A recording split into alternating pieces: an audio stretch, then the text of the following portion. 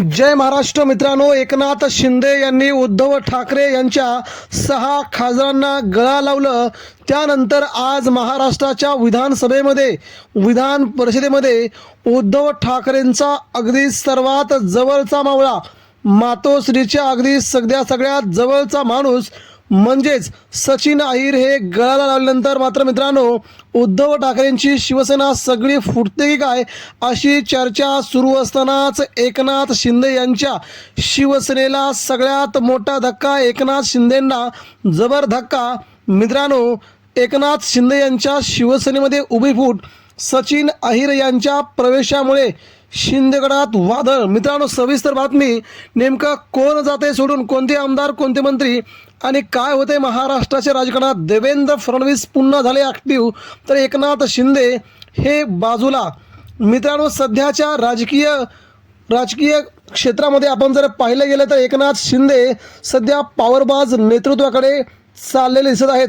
मात्र त्यांनी उद्धव ठाकरेंचे बरेच जवळचे मावळे फोडले आणि आज अगदी जवळचा म्हणजे घरातलाच व्यक्ती सचिन अहिर यांना फोडल्याच्या नंतर मात्र महाराष्ट्रात एकच खळबळ उडाली। ही खळबळ उडली असतानाच मित्रांनो सगळीकडे चर्चा होती ती म्हणजे सचिन अहिर कसे फुटले याच्यावर एकनाथ शिंदे जोराने हसत होते। शिक्सर मारलाय, मी कोणतंही ऑपरेशन अगदी करेक्ट करतो असं म्हणत त्यांनी या सचिन अहिरांच्या प्रवेशाला त्यांनी दुजोरा दिला।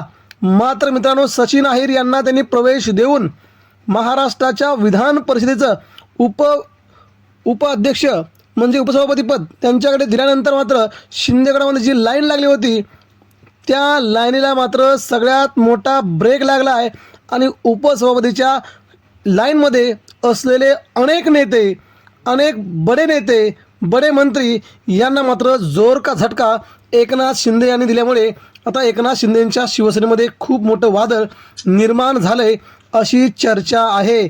आणि त्यामध्ये कोण नेते शिंदेंची साथ सोडायला तयार आहेत ते देखील आपण आता बघून घेऊया। मित्रांनो, काय घडतंय, उद्धव ठाकरेंचा खरा मावळा गळा लावल्यानंतर मात्र शिंदेंच्या शिवसेनेत नेमकं भलं मोठं वादळ कसं तयार झालंय। मित्रांनो, ठाकरे गटातूनच आलेले माजी आमदार सचिन अहिर यांनी उपसभापती पदासाठी अचानक उमेदवारी अर्ज दाखल केल्यामुळे पक्षात उभी फूट पडल्याची राजकीय वर्तुळात चर्चा रंगली असतानाच हे बडे नेते एकनाथ शिंदे यांची साथ सोडून आता नेमकं काय करणार याकडे सगळ्यांचं लक्ष लागलंय। शिवसेना उद्धव बाळासाहेब ठाकरे पक्षातील 6 खासदारांनी एकनाथ शिंदे यांच्या शिवसेनेत प्रवेश केल्यानंतर ऑपरेशन टायगरची जोरदार चर्चा सुरू झाली आहे। त्यानंतर आता ठाकरे गटाचे माजी नेते सचिन अहिर यांनी शिंदे सेनेची वाट धरत विधान परिषद उपसभापतीपदासाठी उमेदवारी अर्ज दाखल केल्याने राज्याच्या राजकारणात नव्या चर्चांना उधाण आले। मात्र या निर्णयामुळे शिंदे सेनेतील काही वरिष्ठ नेत्यांमध्ये नाराजी रंगलेली आहे। एकनाथ शिंदे यांच्या जवळचे असल्याचे नेते, 2 बडे नेते एकनाथ शिंदेंना सोडून आता इतरत्र जाण्याच्या प्रयत्नात असून ते भाजपची वाट धरणार असून एक बडा नेता काही आमदारांना घेऊन उपमुख्यमंत्री होण्याच्या प्रयत्नात देखील असू शकतो, ही बातमी सध्या समोर येत आहे। विधान परिषद उपसभापतीपदासाठी शिंदे सेनेकडून सचिन अहिर यांना उमेदवारी दिल्याच्या नंतर नीलम गोरे या प्रचंड नाराज झालेल्या आहेत। कारण की नीलम गोरेंना त्या पदावरती स्वतःला जायचं होतं, तशा प्रकारे त्यांनी तयारी जोरदार प्रकारे केली होती। मात्र एकनाथ शिंदेंनी ऐनवेळेस हा नवा डाव टाकल्यामुळे मात्र नीलम गोरे यांच्या स्वप्नावरती पाणी फिरलं असून त्यांना मात्र आता त्या पदापासून दूर जावं लागतंय। त्यानंतर कृपाल तुमाने हे नाराज झाले आहेत अशी राजकीय वर्तुळात चर्चा आहे। कृपाल तुमाने यांना देखील महाराष्ट्राच्या विधान परिषदेचं उपसभापतीपद देणार असल्याची चर्चा होती, त्यांनी देखील तशा प्रकारची जोरदार तयारी केली होती। या दोन्ही नेत्यांची नावं या पदासाठी चर्चेत होती, त्यामुळे अचानक सचिन अहिर यांना संधी मिळाल्याने पक्षात अंतर्गत खळबळ उडाल्याचं बोललं जात आहे।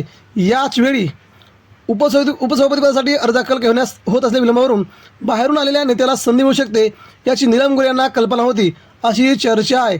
सूत्रांच्या माहितीनुसार नीलम गोरेऐवजी त्यांना पक्षात महत्त्वाची जबाबदारी देण्याचे आश्वासन देण्यात आल्याचे सांगितले जात आहे। दरम्यान पक्ष देईल ती जबाबदारी मी पार पडेल असं नीलम गोरे म्हटलं आहे. मात्र आगामी काळात नीलम गोरे कोणता निर्णय घेतात, कृपाल तुमाने कोणता निर्णय घेतात आणि अजून बडे बडे राजकीय नेते, आमदार, मंत्री एकनाथ शिंदेंची साथ सोडणार का, याकडे आता सगळ्यांचंच लक्ष लागलं आहे. तर यावर आपल्याला काय वाटतं, एकनाथ शिंदेंची शिवसेना फुटून भाजपात जाईल का, याबद्दल आपल्या प्रतिक्रिया व्यक्त करा. धन्यवाद. जय हिंद.